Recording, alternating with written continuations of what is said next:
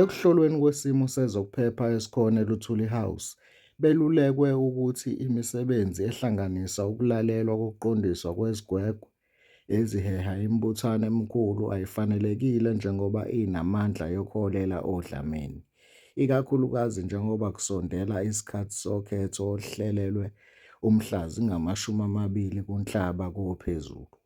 Ngokunjalo, izikhulu ze-ANC kuzwelonke zithathe isinqumo sokuthi le misebenzi ihoxiswe kuze kudlule ukhetho lukazwelonke nolwezifundazwe, lokhu kubandakanya ukulalelwa kwe-NDC kaMnuz Jacob Gedleyihlekisa Zuma.